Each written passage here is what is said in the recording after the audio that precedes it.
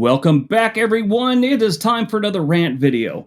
Like I've said in the other videos, I get people requesting me to just tell them about moving someplace, what it's like, but they want me to explain it to them like I'd explain it to a friend.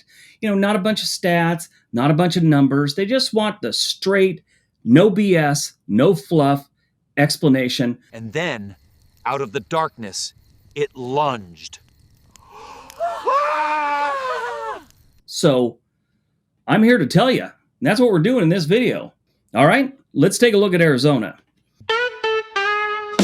Briggs speaks loud and clear. Arizona's not for you and me. Too much heat, too much crime. No water, no time.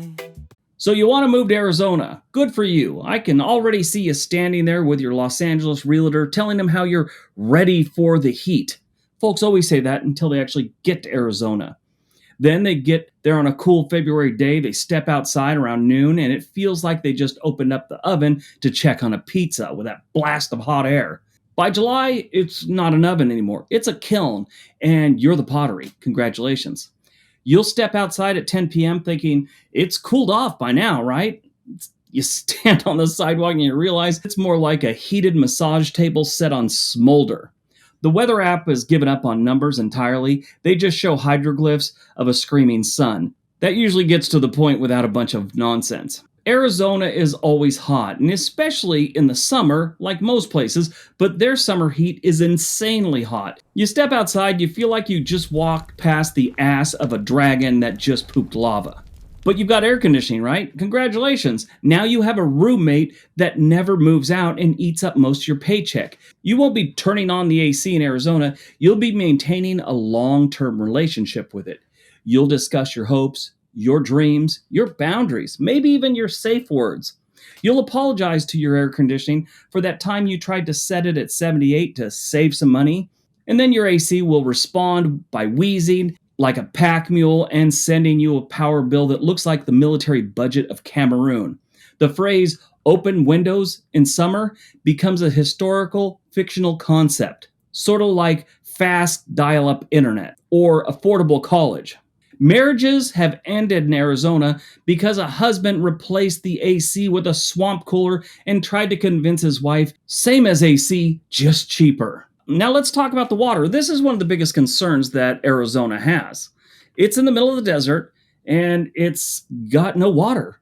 The Colorado River is out there and it's shrinking like your optimism once you move there. But new subdivisions keep spreading like a rumor in a small town diner. Every year, Arizona gains population and loses water. People will argue about water policy the way sports fans argue about refs, while in the background, a fountain is quietly auditioning for a role called evaporation. And on the subject of weather, allow me to introduce the Haboob. If you've never seen these things, they're insane. Basically, it's a dust storm that covers a whole city. I mean, they are massive, and they block out the sun to a degree, and it's dusty. It's almost like someone got you a dirt snow globe and keeps shaking it. It's not good dust either. It's the dust that tastes like old pennies and life choices. That's what it is. You'll end up with dirt in places you didn't know qualified as places. Your car will look like it lost a fight with a vacuum bag. You'll turn on your wipers, which will smear the grime around like butter on toast, and your lungs will send you a follow-up email that just says, we need to talk. And while you're picking the grit out of your eyelashes, the wildlife will arrive to introduce itself. Arizona's got a critter catalog that reads like a dare. Scorpions don't sneak up on you, they just clock in. You'll learn to shake your shoes like a maraca. You'll be halfway to your mailbox and suddenly the landscape starts rattling like someone poured gravel into a blender. Tarantulas will lumber across residential streets with the casual confidence of a mailman.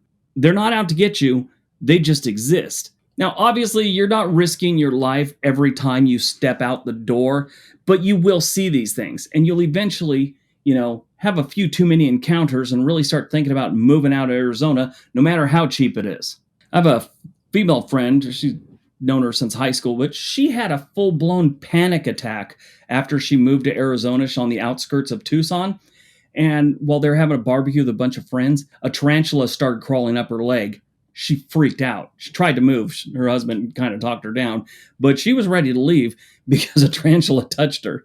Some people just can't, handle critters like that. Tarantulas, I don't think, have any form of venom or poison or anything like that. I just think they freak people out.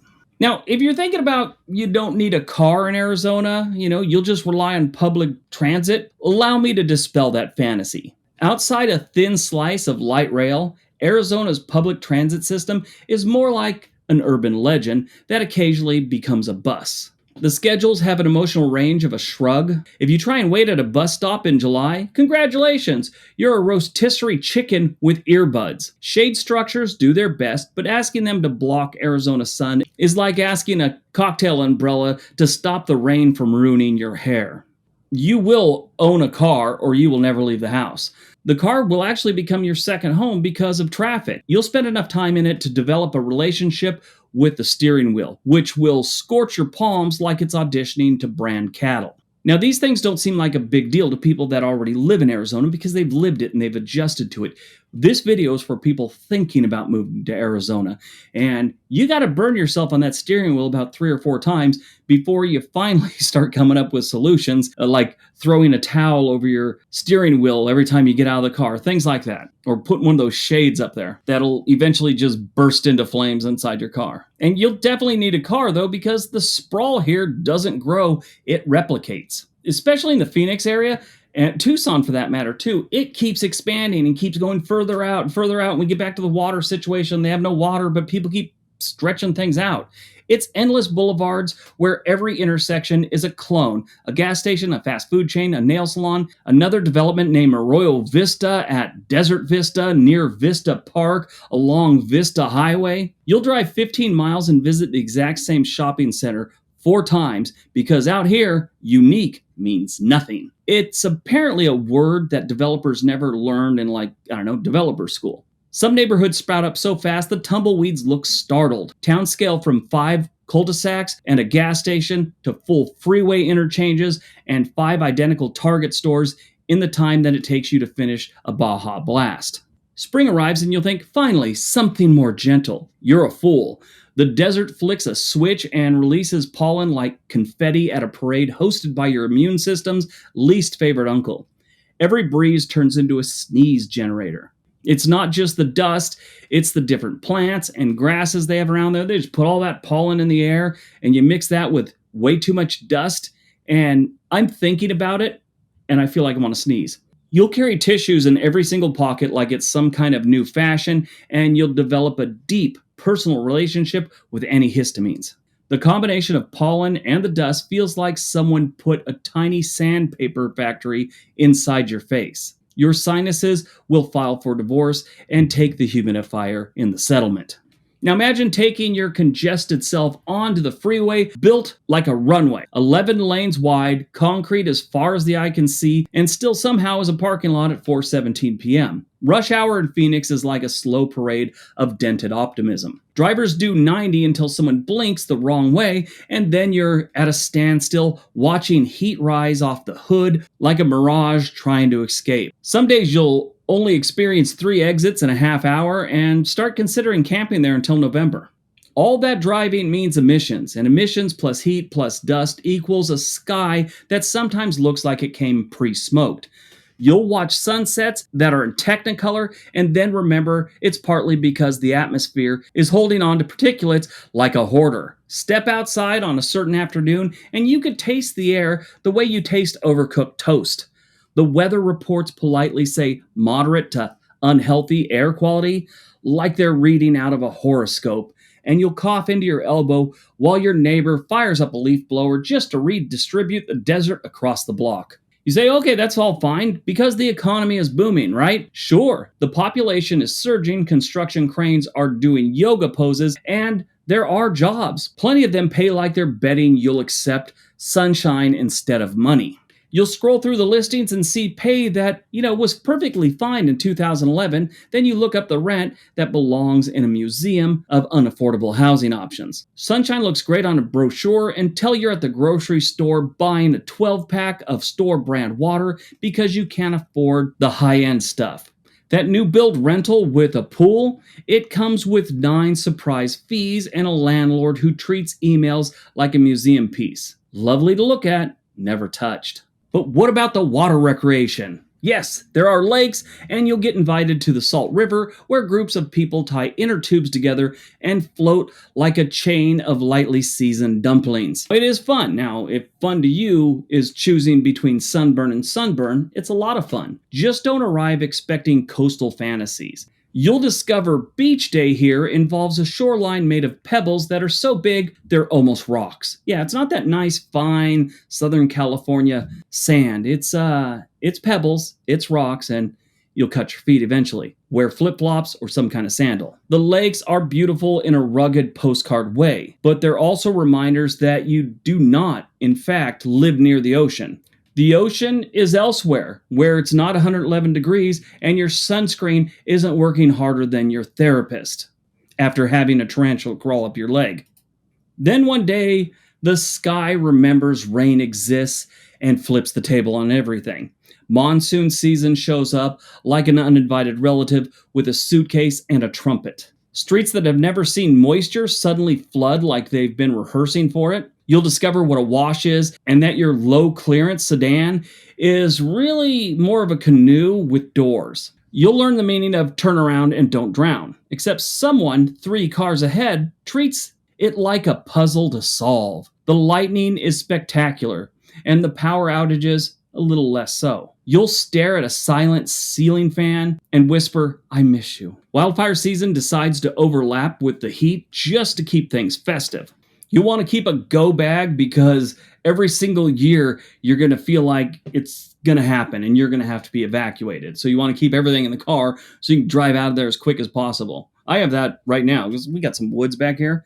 And I'm in Oregon, but our summers get pretty hot and we get some wildfires. And, I got to grab all the computers and run them out to the car before I go anywhere, or this whole thing is done for a month or two. Wildfire seasons in Arizona can be pretty brutal. Not just the fact you're burning down the house, but the air quality drops through the floor. Just like any place, but with that heat, it's just so much worse. Now let's talk about the schools. Arizona reliably ranks near the bottom in K-12 spending and teacher pay, and you'll feel it. Teachers juggle so many students, they need extra wrists. Good ones do heroic work with budgets that can't keep up with the crayons, much less technology. Districts are constantly balancing on fences made of duct tape and exhaustion. Families notice. The quality varies, sure, but if you expect a well-polished machine, you're going to find a lot of squeaks and some smoke. Want better schools? You're going to pay for it. They got plenty of quality private schools that cost a fortune. I mean, most of us think we don't have to worry till our kids go to college to really start dishing out money for education. Now, this is the same thing. It's just now for a kindergartner. You might owe $20,000 by the end of the year. And speaking of big cities, here's a quick reality check. There are neighborhoods in Phoenix, Tucson, and the rest where every crime is the loud neighbor you pretend not to hear. Property crime comes in waves, and some blocks feel like the tide never recedes. Car break-ins are like indoor sport. Package thieves do cardio on your porch steps. Add in the cocktail of gang activity and drug trade, and certain parts of town will keep you alert at 2 a.m. when you'd rather be asleep under 3 fans and a prayer. People love to chirp about just choose safe neighborhoods, as if the cost of living fairy is going to comp you for your mortgage because you said please. Of course, even if you pick the right neighborhood, you might inherit an HOA. And if you've watched this channel long enough, I'm not a fan of HOAs. I did research for a couple videos for HOAs, and it really kind of destroyed my faith in humanity. It's easy to become a board member or the head of an HOA, and this enables people that have no business being in charge of anything, becoming in the HOA board or the head of the HOA, and it never goes right. I mean, you'll get notices that your door isn't the proper color of beige. They'll start talking about your flagpole is too high, or you left a political banner up on your lawn for too long. You'll have HOA board members or the HOA president come by and measure a sign that you have on your porch for a candidate. And God help you if it's not the candidate they want to win. If you have the opposition view, they'll do every little trick they can to make sure you take down that political person's flyer or the little sign. I'm just reading about one that was happening over in Ridgefield, Washington, near me, where they were basically trying to outlaw certain flags during the last election, and it they didn't want them on the lawns. They said it just didn't look right or something like that. They just wanted Trump signs. That was it. Meanwhile, the growth never stops. So I know we talked about earlier, but new subdivisions, new suburbs, they just sprout up overnight, it seems like. You'll wake up and your favorite shortcut is gone and replaced by promises of future retail. Housing prices dance on trampoline. Built to rent communities bloom like mushrooms after rain, except it's not rain, it's investor money, and you are the mushroom. Congratulations. Neighborhoods sprout up so fast here that, delivery drivers take a week off, and where there used to be an open field, there's now a housing development. One person said they adjust the roads for new subdivisions in the Phoenix area so quick that the Google Maps can't keep up. You start arguing with your Siri because it told you to go down this one street, but the street's no longer there because there's a new community. And this wears on your health. Try again. Damn it. A few moments later. Note to self, never say Siri while recording a video. She just answered me. Well, she wanted more clarification. Then she started arguing with me. Now let's talk about your health there. Your body isn't immune to any of this. The air out there is so dry, it's a personality disorder. Skin turns into parchment, lips crack like they're trying to communicate in Morse code. Your nose stages periodic rebellions that end with you looking like you lost a fight with a sandpaper napkin. You'll keep a humidifier at the side of your bed like it's an emotional support appliance. You'll drink a gallon of water and still feel like a cactus that misplaced its dignity. Visitors will fly in and say stupid stuff like, but it's a dry heat, and you'll nod while considering whether to hand them a spray bottle and a book of coping mechanisms. Summer will turn your social life into a rumor, sort of like winter does in Minnesota and Wisconsin, because you're going to be in so much you probably aren't going to see people as often. You tell friends like, we should grab a drink on the patio at this restaurant, in May, with the optimism of a sitcom character before the commercial break. By July, that patio has warning labels. You'll live indoors like a well-trained vampire, commuting from AC pocket to AC pocket. Dog walks will occur at 5 a.m. when the world is only moderately hostile. Groceries become a speed run, a high-stakes mission where the ice cream is carried like a newborn while you sprint to the car. You start to measure time not in months, but in degrees. And if you're arriving from California, the welcome wagon is complicated. Plenty of locals are friendly, sure, but there's an undercurrent that reads like, stop importing your problems and your license plates. People slap bumper stickers that say things like, don't California my Arizona, like they're warding off an ex with a lawyer. Californians arrive expecting perfect weather and affordable homes, and the locals roll their eyes because they saw the prices go up right along with the out-of-state plates. They're tired. They're tired of explaining water to people who left a coastline, tired of newcomers complaining that there's not enough shade while building a gazebo in their backyard that violates the HOA charter, tired of the freeway feeling like a conveyor belt at a moving company. You don't have to take it personally, but you'll feel it. If you show up to Arizona, bring humility, sunscreen, and fewer opinions about how your last state did things. Arizona does have its charms. I'm not saying it's all bad. They got sunsets that are ridiculous. Winter is a payoff that keeps retirees crackling like lotto winners. But you're not asking for an ad. You just want the truth about moving to this place. The truth is, Arizona's not out to make you comfortable. It's out to test your systems. It will test your wallet with electric bills that could fund a hobby. It will test your lungs with dust, pollen, smoke, and humidity numbers that basically are a math joke. It will test your patience with traffic that spreads in every direction like melted cheese.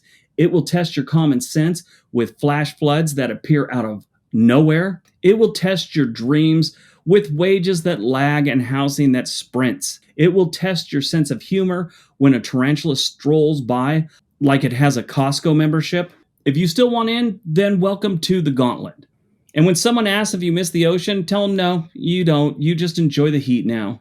Now that's it. That's my explanation of Arizona to anyone thinking about moving there. I mean, like I said, it does have some nice things, but it's got a whole bunch of things that need to be overcome and adjusted to. If you do that, you could live in a nice place. Arizona is a nice state. Just stay out of the wrong areas. Make sure you got water. You're good to go. See you in the next video.